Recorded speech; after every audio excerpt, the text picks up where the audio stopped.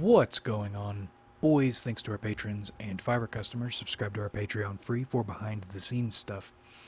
Arm yourselves, life stuff. This is another loose plan video that will probably end up a little rambly. I feel like I've been floating the last couple days. I feel like I've been meditating. How much of what people talk about and what they care about actually matters.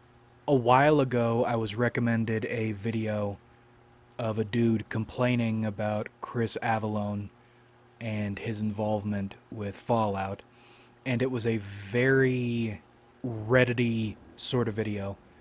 And then today, I was recommended a response video from somebody else responding to that video, defending Chris and complaining about the state of Fallout, and it was also very Reddity. And I was thinking about a channel I sometimes watch. This dude is the quintessential, or one of the quintessential new cons. Talks about conspiracies, blames everything on Israel and Jews. Very Christian, very, quotes, moral, in the new con, quotes, moral sense, i.e., same as the social justice warriors of days gone by. We're such good people, why would you not want to be good or moral, as they do things that are fucky. The same way people used to say, and I guess still do say, if you're against Antifa, then you're fascist because they're anti-fascist. It's a word game. It has nothing to do with what's happening or what you're doing. And this dude, he got called a Fed, he got called controlled opposition, and he threw a tantrum about it. And then one of the other times he addressed it, I think it's the most recent, I haven't been following him super closely, his putting a little bow on being called controlled opposition was that it's better to be open-minded as opposed to closed-minded. We need all sorts of views, and all these views need to be backed up with evidence. And the more evidence there is, the better. The more viewpoints there are, the better. And we'll all work together, and we'll arrive at the truth. Which is a retard's way of looking at things. That is a self-defense. That's a smokescreen. It's also what I believed when I was a teenager. Of course, it's good to have lots of different viewpoints and lots of different evidence as long as it aligns with what you believe. And you should be open-minded, or we should be welcoming of viewpoints and welcoming of evidence. That always comes across like a plea. I don't want real heat, so I will retreat into the let's be open-minded position as I act necessarily against that. I've come to view other people and their points of view, and especially their evidence, as a big smokescreen. Because with these sorts of people, and I don't mean just this dude, or just new cons, or just social justice types, everything always comes back to this fantasy of proof, of validity from evidence, of validity from peer-reviewedness. And my issue with that is peers can be unreliable. It doesn't matter if they have some certification. The idea of relying on what most people believe, that's also useless.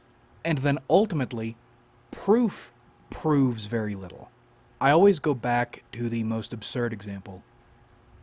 If someone comes to you with a legion of scientists and stacks of books and the mob on their side and tells you the sky is red, and they can go on for 100 years giving you reasons why the sky is red, does that change the fact the sky is blue? We talked about this a while ago with Indians, because Indians use these exact same tactics because the Western mind is vulnerable to them. There are too many ways to count to get the Western mind to agree with something either it knows to be false or it can be convinced to ignore its own instincts, its own observations. Because as you're eating from the proof trough, actual dealings are happening in front of your face. Wind is blowing on your skin. You can feel the way the wind is blowing, but you'll ignore it. And people will build these proof fortresses to defend what they're saying as they act in complete contrast. Or what's happening is happening in complete contrast. The issue is you're trained to believe reality is language. Reality is in words. And the issue is as long as you are programmed to believe in words over what's in front of your face, you can believe anything, but more importantly, you can be made to believe anything. If you're trained, this is like bug training. When you're trained to believe, you should be wherever the best argument is, like a big dirt pile. That's where you'll go.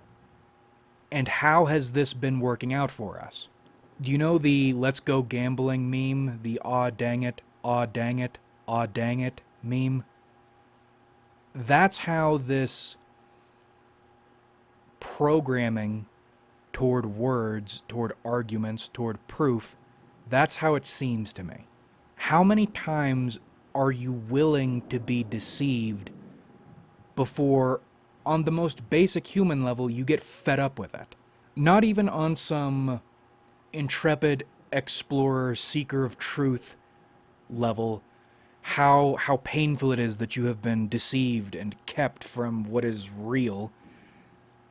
Bugs. How many times does a bug need to slam its head into a wall until it gets pissed about it? I don't think we should be open-minded.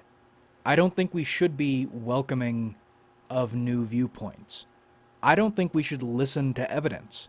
There are 100 avenues a spike dildo can take to reach your ass, and there is peer-reviewed, hidden or censored or arcane evidence for each and every single one of those avenues. It doesn't change the fact you're still getting fucked in your ass. I'll tell you how you're vulnerable. 1.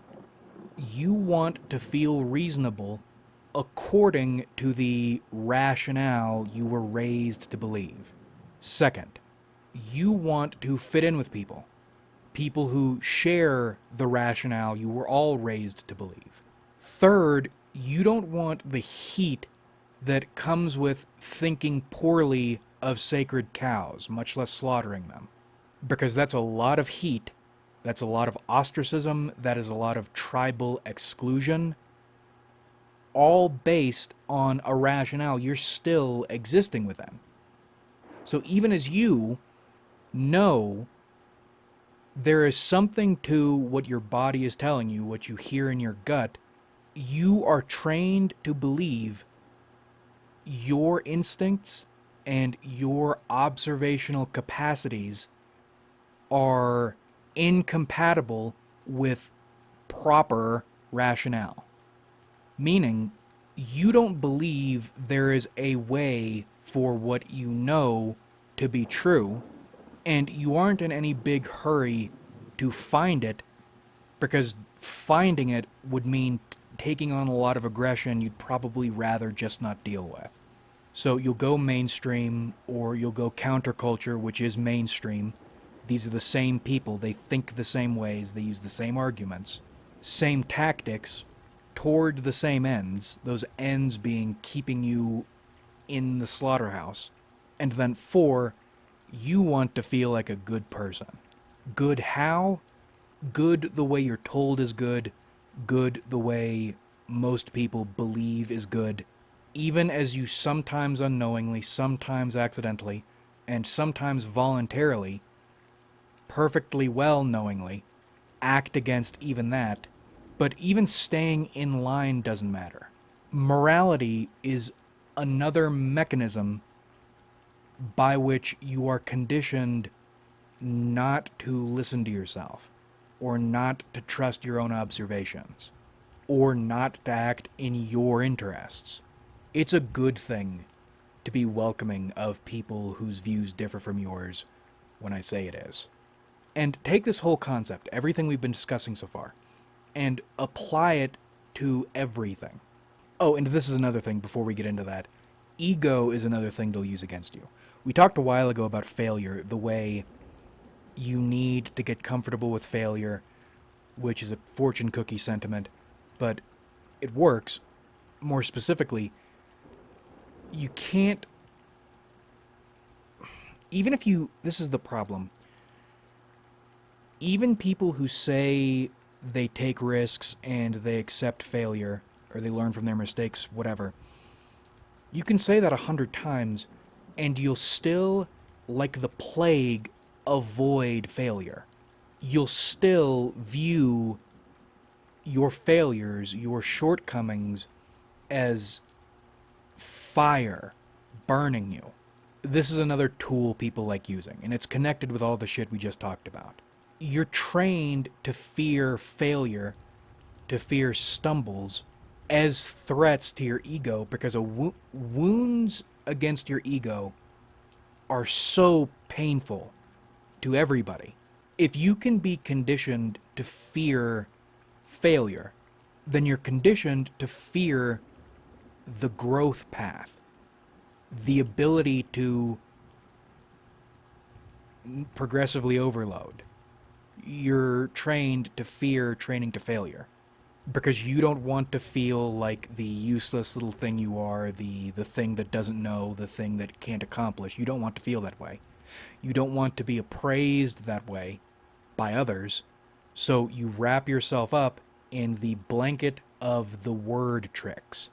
As long as you believe what the best arguments say you're supposed to believe, what the best evidence says you're supposed to believe, as long as you are, as best you can, being a good person, as long as enough people agree with you, then you're safe from that pain, that ego pain. And as long as you get good enough at tuning yourself out, or tuning out the frustration you feel as a bug that bangs its head against a wall, or a pig doing all kinds of pig shit but still living in the slaughterhouse and dying in the slaughterhouse, you're fine. And I don't know if anything can be, quotes, done about the situation we find ourselves in. All I know is I hate it. I hate being subject to patterns you can recognize as patterns, but most people will say aren't patterns, or the people will say are reality, and they'll give you all the evidence and proof in the world. They'll try to make you feel like a bad person. I hate being subject to this, whatever this is. And because there was another strike against the renowned lunch pill trading strategy, why am I not in a huge rush to figure out how you're supposed to trade correctly? One, because learning correctly would mean eating at another trough. Two, because I don't think I'm equipped to understand trading the way trader brain people understand trading. I still think I can figure this out. It's going to take a while, and I'm going to do it, but it's not going to happen that way. And third, because case in point, you can't buy your way out of what I'm talking about. Having a lot of money helps, but you can't pay your way out of this. This isn't Ferengi shit. You can't buy your way into the divine treasury. You are still enslaved by this matrix, and it does feel like the Matrix now, Morpheus. It's all around you. You can't see it, and you can't feel it or touch it, but it is all there. I don't know how to break out of this yet, but it's there. But back to the Fallout video.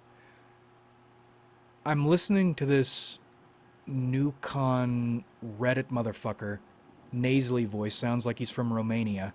These people very often sound the same too. And I found myself thinking, does this matter? I like Fallout. I like Fallout New Vegas. Of course, I'm a tourist. I haven't played Fallout 1 or 2. I like Chris Avellone. I like his writing.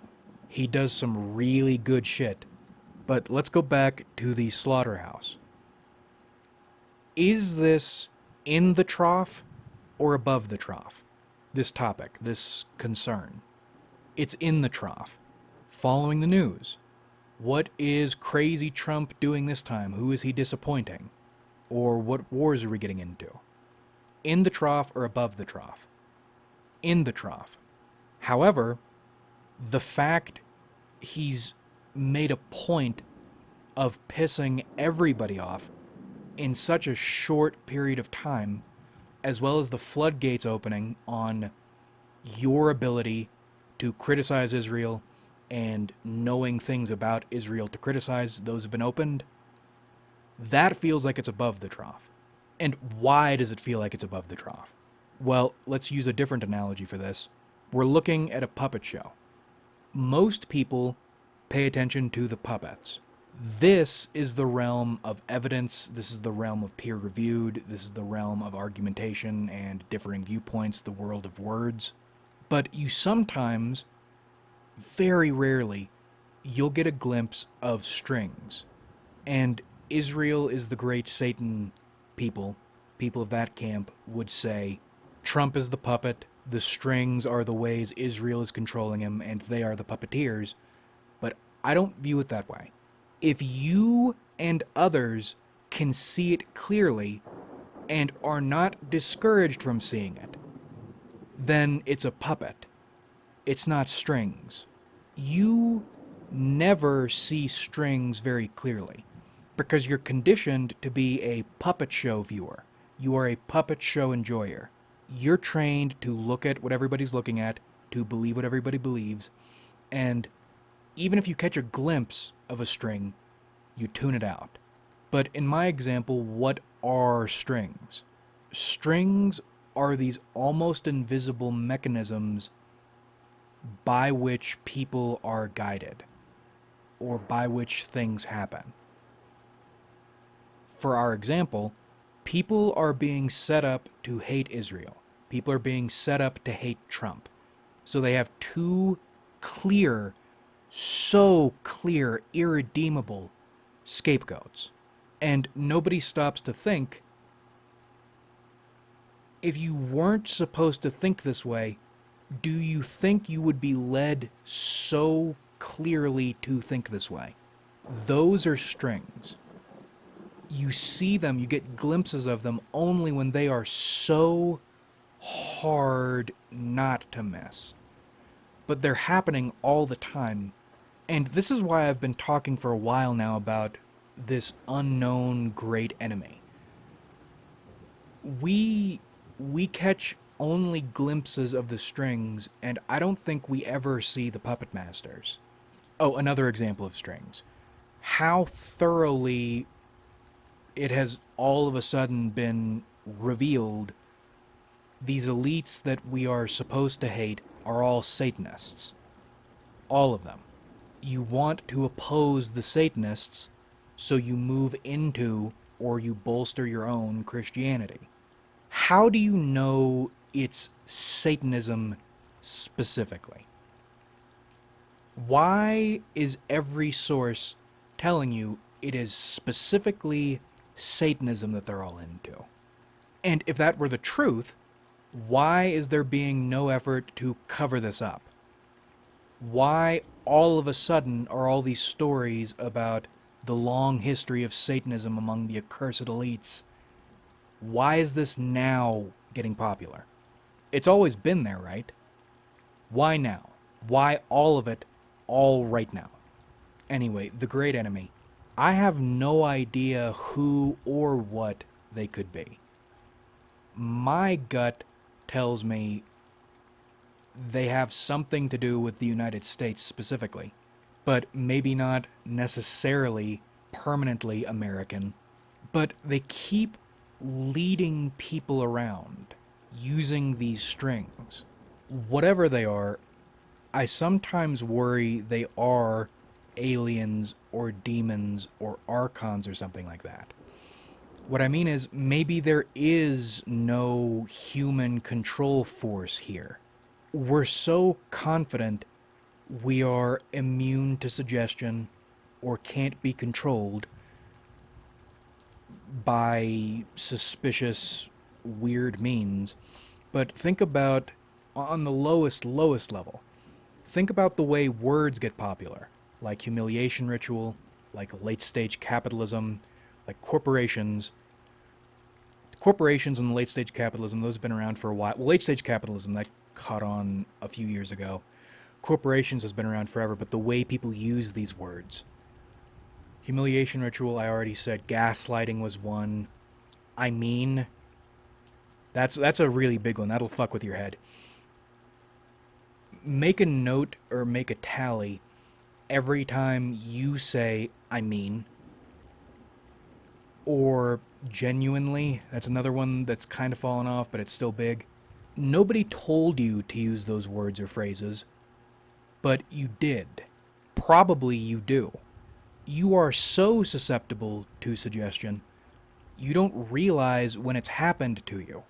And we think people can't be controlled by suggestion because there's nothing within our frame of reference that would permit something like that to be engineered on some grand scale, other than the fact we are vulnerable to it, which some people won't even accept that. But there are examples of people getting suggested shit on a large scale and it happening. And on the individual scale, there's still that vulnerability. My point is, someone like Trump could be suggested to piss everybody off all at once without his even realizing that it's happened. Strings. We're instruments and we can be played.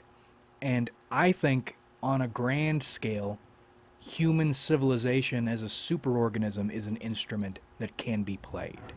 And you see that in these strings moments. But back to the New Vegas example, we keep going back to it.